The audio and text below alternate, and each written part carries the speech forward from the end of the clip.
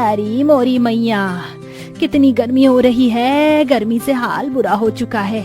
बहू जल्दी आजा, मैं तो शादी की तैयारी से ही थक चुकी हूँ। भगवान का शुक्र है कि ये शादी निपट गई। वो तो है माँ जी। ये कहकर रचना कलश के चावल गिराकर घर के अंदर आती है। अरे अंतरा, अब तो तेरी बहू आ गई है। अब तो तेरी बहू के हाथ से खाना खा पी कर जाएंगे। अरे जरा हम भी तो देखे बहू कितना अच्छा खाना बनाती है, क्यों कश्मीरा? अरे हाँ हाँ बहू, मुझे बहुत गर्मी लग रही है। मुझे क्या, सबको ही लग रही होगी। गर्मी जो इतनी पड़ रही है, तो जा सबके लिए ठंडा ठंडा शरबत बना कर लिया। जी बुआ जी। और सुनो, तुम शहर में नहीं गांव में हो, तो यहाँ पर तुम्हें घूंघट में रहना पड़ेगा। जी बुआ जी। अरे पर बहू देखेगी कैसे, उसने इतना मोटा और भारी लहंगा पहन रखा है, कपड़े तो बदलने देते। ओहो, जब तक बहू कपड़े बदल कर आएगी हम तो पसीने में तर हो जाएंगे। इससे पहले बहू तू कुछ शरबत लिया। जी लाई।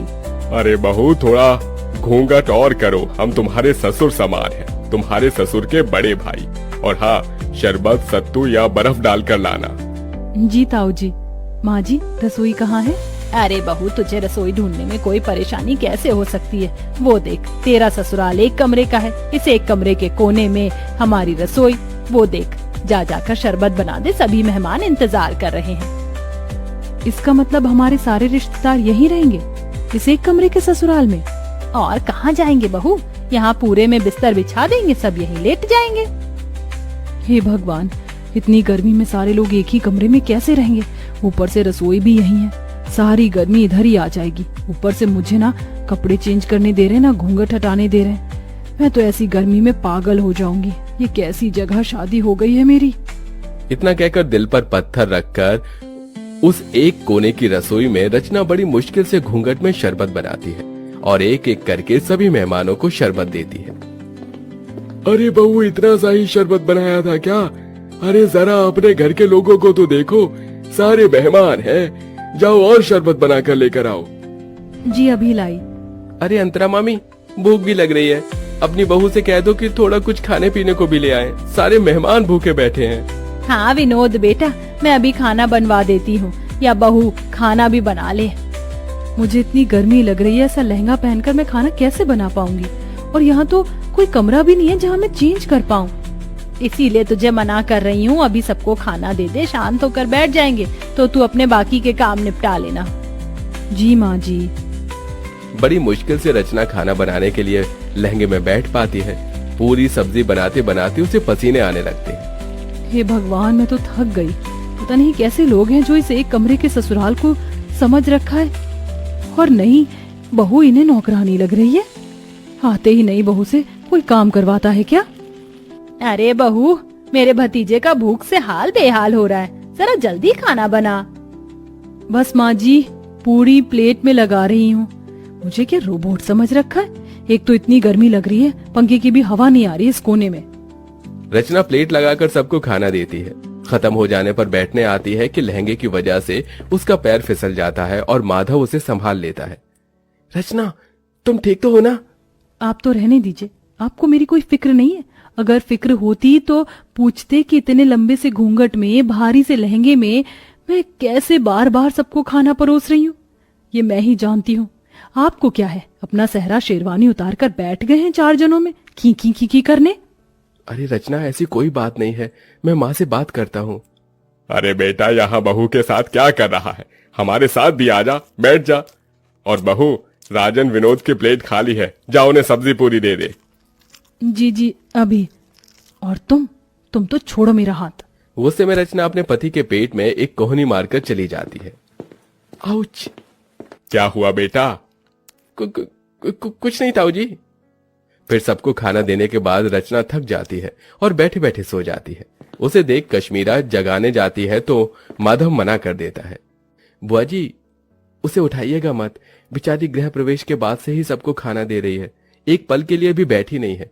और देखिए कितना पसीना आ रहा है, उसे लहंगा भी नहीं उतारने दिया आप सबने, थोड़ा तो रहम कीजिए। ओहो, देख रही है, तेरा बेटा अभी से ही बहू के पक्ष में हो गया। चलो अच्छी बात है, हम कौन से तुम्हारी पत्नी को परेशान कर रहे हैं, सोने दो। माधव पास के बिस्तर पर उसे सुला देता है और एक पर्दा डाल देता है, जिससे सारे बड़े बुजुर्ग रिश्तेदार उसे ना देखें। ऐसे ही शाम हो जाती है। रचना अपने कपड़े बदलकर आराम से बैठी थी कि मौसिया सास सुधा उसके पास आती है। अरे बहू, तुझे कितनी बार बताऊं घूंघट करके रख, तेरे किसी भी सास ससुर ने देख लिया तुझे तो गजब हो जाएगा। नई बहू को पर्दे में ही रहना चाहिए, समझी? अब जा जाकर चाय बना। मैं चाय तो बना दूंगी, पर मैं तो पहले इस तरफ बैठी हूं ना, मुझे कोई भी नहीं देख सकता, तो थोड़ी देर घूंघट ऊपर कर लूंगी तो क्या हो जाएगा। मुझे भी गर्मी लग रही है, और ऐसा तो है नहीं किसी ने मेरी शक्ल नहीं देखी, सबने शादी में मुझे देखा है। देख ले अंतरा, देख ले तेरी बहू कैसे अभी से ही जबान लड़ा रही है। अरे मैं तो मौसी हूँ, मुझे इस बात का बुरा नहीं लगेगा, लेकिन कोई और होता तो तौबा तौबा तौबा। छोड़ ना सुधा, ऐसी बात नहीं करते, जा सबके लिए चाय नाश्ता लेकर आ। ये बोलते ही रचना घूंघट करके फिर से गर्मी में सबके लिए चाय बनाती है। अब इतने सारे मेहमान थे, हर कोई थोड़ी थोड़ी देर बाद अपने खाने पीने की फरमाइश कर रहा था। ऊपर से हल्की साड़ी पहनने पर विनोद कहता है, देखो रचना, मैं तुम्हारे जेठ की तरह हूँ और अभी तुम्हारी नई शादी हुई है, इसलिए बता रहा हूँ इतनी हल्की साड़ी मत पहनो। जो नई नवेली दुल्हन हो तो थोड़ी भारी साड़ी पहनो।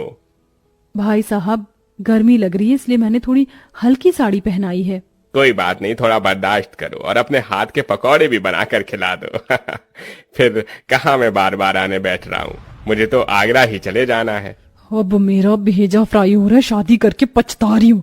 इससे पहले ही बढ़िया थी मैं जब जीन्स टॉप पहनकर विदाउट कोई घूंघट के इधर उधर रहती थी, पर इन बड़े लोगों ने तो मेरा जीना हराम कर दिया। ऊपर से इतना छोटा ससुराल है, हर जगह कोई ना कोई बैठा है। सच में कमरे के ससुराल को होटल समझ लिया है, जाने का नाम ही नहीं ले रहे। जब से आए बहू ये, जब से आए बहू वो। जी भाई साहब, लाई अभी पकौड़े। इतना कहकर रचना फिर से चूल्हा जलाकर गर्मी में बैठकर पकौड़े बनाती है।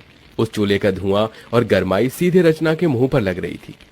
बस अब मुझे और नहीं होगा, मैं पागल हो जाऊंगी इस गर्मी में, थोड़ी देर बाहर चली जाती हूँ। पकौड़े उतार कर वो थोड़ा बाहर जाकर हवा लेते हैं। भले ही बाहर गर्मी सही, लेकिन उतनी भभक तो नहीं है जितना अंदर एक कमरे में है। भगवान जाने कैसे आलसी जानवर की तरह सब एक साथ अंदर हैं, ये भी नहीं कि अपने घर चले जाएं। अरे सर, सुकून तो अपने घर पर ही होता है, लेकिन यहाँ के रिश्तेदार बड़े मक्खी की तरह हैं जो गुड़ से चिपक जाते। एक काम करती हूँ, फ्रिज के ठंडे पानी से मुंह धोकर अंदर चली जाती हूँ, वरना सब बोलेंगे। फिर रचना ठंडे पानी से मुंह धोकर फिर सबके काम करने लगती है। ऐसे ही 4 दिन से हफ्ता और हफ्ते से 2 हफ्ते हो जाते हैं, लेकिन मेहमान जाने का नाम नहीं लेते। उन्होंने नई बहू को गर्मी में बिल्कुल काम करवाकर परेशान कर दिया था। ऐसे में रचना की हालत बहुत खराब हो जाती है, क्योंकि वो बेचारी खुद भी खा पी नहीं पाती है। पति से अपनी परेशानी बताती है, लेकिन वो नजरअंदाज कर देता है। बहू एक दिन गर्मी में कपड़े सुखाते सुखाते बेहोश हो जाती है।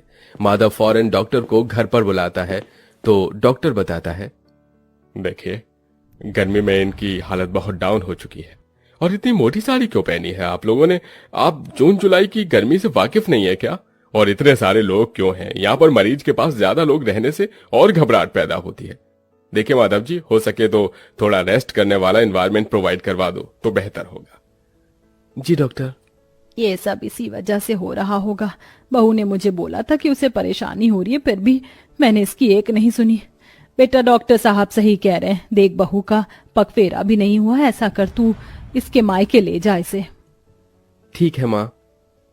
बहुत हो गया, कहीं ना कहीं ये रिश्तेदार भी मेरी बहू के इस हालत के जिम्मेदार हैं। बहुत दिन खाना खा लिया मेरे घर को होटल समझकर, अब मुझे इन्हें यहाँ से निकालना ही होगा। सुनिए, आप सब थोड़ा बाहर जा सकते हैं? जो डॉक्टर साहब ने बोला है उसी के लिए बोला है मैंने। हाँ हाँ ठीक है, चलो चलो सब बाहर चलो। उनके बाहर जाते ही अंतरा बहू से कहती है, बहू मैं समझ सकती हूँ, तू बहुत परेशान हो गई थी, इसलिए अब मैं तुझे तेरे मायके भेज रही हूँ, और इन मेहमानों की तो छुट्टी मैं करूंगी। काश तेरी ये बात मैंने पहले समझ ली होती। कोई बात नहीं माँ जी, ये सब हो जाता है, आप अपना ख्याल रखना। हाँ हाँ। कुछ देर बाद माधव रचना को लेकर उसके मायके चला जाता है, और फिर अंतरा शाम से लेकर अगले 4 दिन तक रोज फीका खाना बनाती है और बहाने लगाती है। तभी सुधा, कश्मीरा, मुकेश खाने को मना कर देते हैं। अरे नहीं नहीं, बस जिज्जी, अब और नहीं चाहिए। अरे खा लो पेट भरकर, बहू के हाथ से भी तो कहते थे बार बार। पर तुम्हारे हाथ से नहीं खा सकते ना अंतरा। रचना बहुत ज्यादा अच्छा खाना बनाती थी, इसलिए खाते थे। और वैसे भी अब हम सबको बहुत दिन हो गए हैं, अब हमें अपने घर को निकलना चाहिए। हाँ हाँ, अब हम सबको अपने घर जाना चाहिए, हम चलते हैं। इस तरह सारे मेहमान मजबूरन खुद ही अंतरा का बेकार खाना खाकर वहां से भाग जाते हैं और कुछ दिनों बाद ही नई बहू घर वापस आकर एसी में सास के साथ खुशी खुशी रहने लगती है।